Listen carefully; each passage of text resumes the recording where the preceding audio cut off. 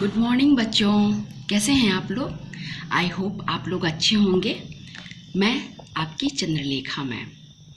बच्चों, आज जो पाठ हम लोग पढ़ने वाले हैं वह क्लास 5 के लिए है और वह बुक हमारा जो आज का है वह है Hindi reader book. Hindi reader book से आज हम लोग लेसन 6 पढ़ेंगे। पाठ का नाम है सुबह। सुबह का मतलब प्रातः, जब आप लोग सोकर उठते हैं तो वह सुबह ही होता है ना। तो यह कविता है, यह कविता जो है वह सुबह पर आधारित है। सुबह में प्रकृति में क्या क्या परिवर्तन होता है, प्रकृति में क्या क्या खिलते हैं, फूल खिलते हैं, अंधकार मिट जाता है, इन सब के बारे में हम लोग जानेंगे। बच्चों, सबसे पहले हम लोग ये जाने कि यह कविता किनके द्वारा लिखा गया है। तो वह जो कवि हैं, रचनाकार हैं, उनका नाम है श्री प्रसाद। श्री प्रसाद जी बाल साहित्यकार के रूप में बहुत प्रसिद्ध हुए थे। उनका जन्म 5 जनवरी 1932 को आगरा, उत्तर प्रदेश में हुआ था। उनके गांव का नाम था पड़ाना। उन्होंने अपने जीवन काल में लगभग 500 कहानियाँ और 5000 कविताएं लिखी हैं।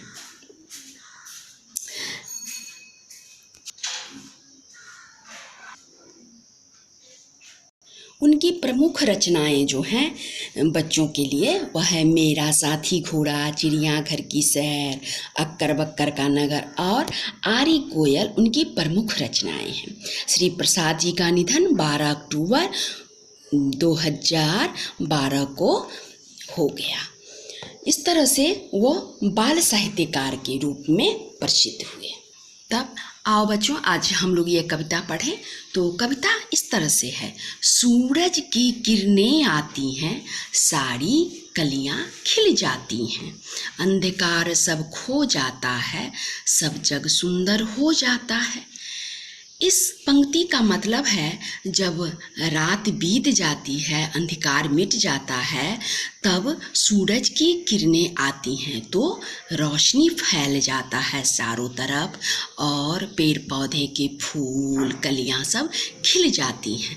तब क्या होता है, पृथ्वी जग सुंदर लगने लगता है, दुनिया सुंदर लगने लगती है। चिड़ियाँ गाती हैं मिलजुल कर, बहते हैं उनके मीठे स्वर। जब चिड़ियाँ गाने लगती हैं तो जैसे लगता है वो उनकी आवाज़ें स्वर लहरी के तरह मधुर लगती हैं और जैसे लगती कि वो बह रही हैं मीठे स्वर। ठंडी ठंडी हवा सुहानी चलती है जैसे मस्तानी। जब ठंडी ठंडी हवाएं बहती हैं, सुहानी का मतलब है यहाँ अच्छा लगने वाला, तो लगता है जैसे वो मस्तानी होके बेफिक्र होके बह रही है, गा रही है। अगले पंक्ति में है, यह प्रात की सुख बेला है, धरती का सुख अलबेला है, नई ताजगी नई कहानी, नया जोश पाते हैं प्राणी। प्रात का मतलब सुबह है, यह सुख का समय है। धरती पर सारे काम जो होते हैं वो अनोखे लगने लगते हैं। नई ताजगी नई कहानी, हर दिन हर सुबह एक नई ताजगी होती है, एक नई कहानी होती है और हर प्राणी में नया जोश भर जाता है, जिस जोश के साथ हम लोग दिन भर अपने काम करते हैं।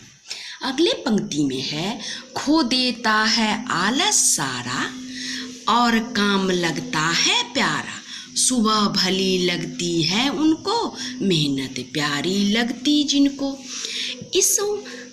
इन पदों का मतलब है, जिन लोगों को काम अच्छा लगता है, काम करना अच्छा लगता है, वो लोग अपना सारा आलस सुस्तीपन को त्याग देते हैं और उनको काम करने की इच्छा होती है, काम उनको प्यारा लगता है तो सुबह उनको भली लगने लगती है। वो इंतज़ार में रहते हैं कि कब अंधकार मिटे और वह अगली सुबह को अपने काम में लग जाएं और मेहनत करें। बच्चों, अंतिम पंक्ति में है, मेहनत सबसे अच्छा गुण है, आलस बहुत बड़ा दुर्गुण है। अगर सुबह भी अलसा जाए तो क्या जग सुंदर हो पाए। यहाँ कहा गया है मेहनत सबसे अच्छा गुण है। आप सबको, हम सबको मेहनत करना चाहिए, यह सबसे अच्छा गुण है, यह गुण सब में होना चाहिए। और आलस जो है, आलसीपन जो है, वह सबसे बड़ा दुर्गुण है। अगर आपने आलस किया तो वह आप में सबसे बड़ी बुराई हो जाएगी। इसलिए आप कभी भी आलस ना करें। और अगर सुबह भी अलसा जाएगा तो क्या होगा, अंधकार रह जाएगा, वह नहीं उजाला नहीं होगा तो क्या जग सुंदर लगेगा, नहीं लगेगा। फूल नहीं खिलेंगे, लोग अपने काम पर नहीं जाएंगे, नई ताजगी नहीं आ पाएगी। तो इस तरह से सुबह को नहीं अलसाना है, उसी तरह आपको भी नहीं अलसाना है। इस तरह से यह कविता खत्म होता है। बच्चों, यहाँ पर कुछ ऑब्जेक्टिव क्वेश्चन हैं जिसको हम आपकी बुक में कर दिए हैं। इसे आप अपनी बुक को खोलें और उसको यहाँ से देखकर उसे करें और बार बार पढ़ेंगे तो आपको वो याद हो जाएगा। यहाँ 2 ही क्वेश्चन था ऑब्जेक्टिव में, उसको हम कर दिए। कलियाँ खिल जाती हैं कब, सूरज के आने पर। कविता के अनुसार यह कथन सही है। कौन सा कथन? मेहनत एक अच्छा गुण है, उसमें टिक लगाएंगे। अब यहाँ पर लेखन कौशल में है कविता की पंक्तियाँ पूरी करें। यहाँ पे कविता के कुछ शब्द दिए गए हैं और इन सब में आपको कविता लिखकर पूरा करना है। तो आप ये अपनी बुक में करेंगे। अब यहाँ पर कुछ प्रश्न उत्तर हैं, उसको हम आपको एक पेज में दे रहे हैं, उसे आप अपनी कॉपी में सुंदर सी राइटिंग में लिखेंगे। यहाँ पर भाषा कौशल से कुछ प्रश्न हैं जिसमें व्याकरण संबंधित है। तो ये इस प्रश्न का उत्तर भी हम यहाँ लिखते हैं। सूरज का पर्यायवाची समानार्थी शब्द पूछ रहा है, तो रवि और दिनकर है। यह शब्द पुल्लिंग है। यहाँ कुछ शब्द दिए हैं जिसमें आपको पूछा जा रहा है कि वह पुल्लिंग शब्द कौन सा है। उसके बाद इसमें विलोम शब्द का जोड़ा पूछ रहा है, तो यहाँ ये सुख और दुख जो है वो विलोम का जोड़ा है। इन शब्दों से वाक्य बनाने हैं। जैसे कहानी से, तो यहाँ है मुझे कहानी पसंद है। प्राणी, हमें सभी प्राणियों की रक्षा करना चाहिए। यहाँ सुंदर से एक वाक्य बनाना है, तो बगीचा सुंदर लगता है। इस तरह से यह पाठ, आज का अध्याय यह खत्म होता है। अब आप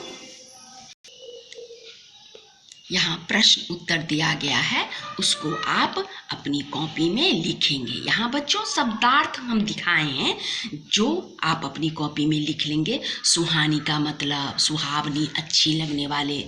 प्रात का मतलब सुबह। सुख बेला का मतलब सुख का समय। दुर्गुण मतलब बुरे गुण।